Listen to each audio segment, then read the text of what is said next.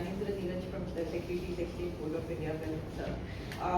So I wanted to ask you, so in our research we found that Hungary has a lot of institutional investors like pension funds, asset managers, insurance companies, and of late in the last few years we have seen that India has is constantly taking feedback from the industry and constantly taking feedback on international trade. We have extremely liberalized our FPI policy, the foreign portfolio investment policy, and we are also trying to increase, ease of market access. So, so sir, in your opinion, how does this translate into practical opportunities for Hungarian institutional capital to enter Indian markets? And if you could tell us what are the regulatory safeguards for investor protection for such Hungarian entities wishing to enter the Indian market and reducing friction?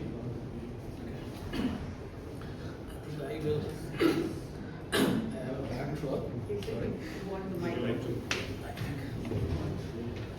Okay.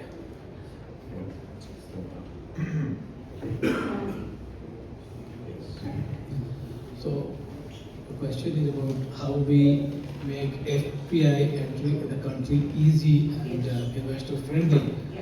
So I would like to say India, this FPI is being governed by FPI Regulation 2019, and that was amended in the year 2022. And since then you can see that this year only we have come out with Swagat FPI policy, and then onboarding of the FPIs, and then netting for the FPIs. The three things. So Swagat FPI is, by name is saying welcome FPI. But if you see the full form, this is a single window access for trusted foreign investors.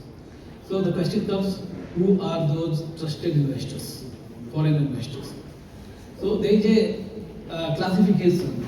All these sovereign wealth funds, the funds regulated in the respective countries who are signatories of ISCO.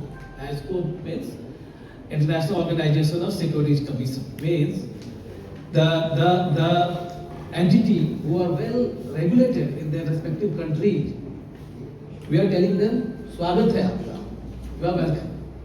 So what we are having for them as for this Swagat, this thing, Swagat mechanism,